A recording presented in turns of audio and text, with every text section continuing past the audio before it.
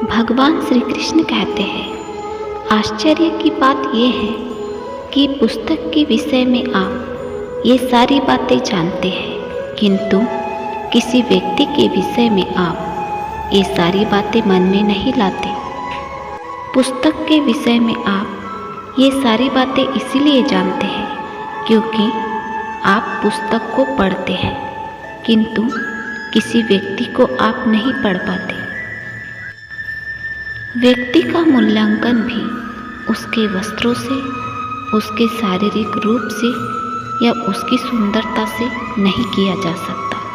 उसके लिए आपको उस व्यक्ति को पढ़ना होगा, उस व्यक्ति को समझना होगा, उसे समय देना होगा। उसे समय दोगे तभी उस व्यक्ति को पढ़ पाओगे, उसे समझ पाओगे, उस व्यक्ति का मूल्यांकन भी जान पाओगे। पर हम क्या करते हैं? पहनावे, रंग रूप, सुंदरता को देखकर आकर्षित हो जाते हैं। उस व्यक्ति का रंग रूप, सुंदरता, पहनावा हमें आकर्षित कर लेता है और हम उसे प्रेम समझ बैठते हैं। और आए दिन कोई न कोई ये कहते सुनाई देता है कि उसकी प्रेम कहानी सफल नहीं हो पाई, अधूरी रह गई, उसे प्रेम में छल हुआ है। किंतु इसमें दोष किसी और का नहीं है, स्वयं आपका है। आपने उस व्यक्ति को समय नहीं दिया, आपने उस व्यक्ति को नहीं समझा। भगवान श्री कृष्ण कहते हैं, जिनसे आपने प्रेम किया उसे प्रसन्न करना आपका लक्ष्य है। जिनसे आपने प्रेम किया उसको पाने की प्रसन्नता आपका लक्ष्य नहीं। ये प्रेम ईश्वर है। जिस व्यक्ति से आप प्रेम करते हैं उस व्यक्ति की प्रसन्नता आप सर्वश्रेष्ठ से भी श्रेष्ठ मानते हैं, क्योंकि आप उस व्यक्ति को खुश देखना चाहते हैं। यदि उस व्यक्ति से हार जाओ तो मुंह पर कड़वाहट नहीं, होठों पर मुस्कुराहट आती है। उस व्यक्ति से हार जाने के बाद आप नाराज नहीं होते, आप मुस्कुरा देते हैं। जिनसे आप प्रेम करते हैं उनकी इतनी सहायता कीजिए कि वो उनके लिए प्रेरणा बन सके। प्रेम एक विशेष भाव है जो मनुष्य से कहीं अधिक है। ये प्रेम वो रंग है जो जीवन में रस भर देता है। ये प्रेम वो सोच है जो पल में मुख पे मुस्कान ला देती है।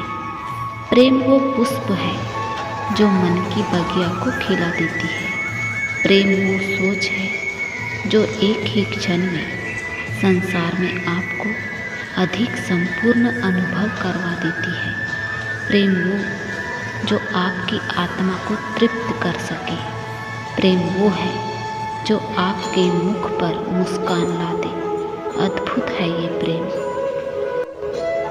भगवान श्री कृष्ण कहते हैं कि यदि प्रेम को तन की आँखों से देखने की कोशिश करोगे तो उसे पहचान नहीं पाओगे। इसीलिए यदि प्रेम को समझना है तो अपने मन की आँखों को खोलिए और अपने प्रेम पर भरोसा रखिए।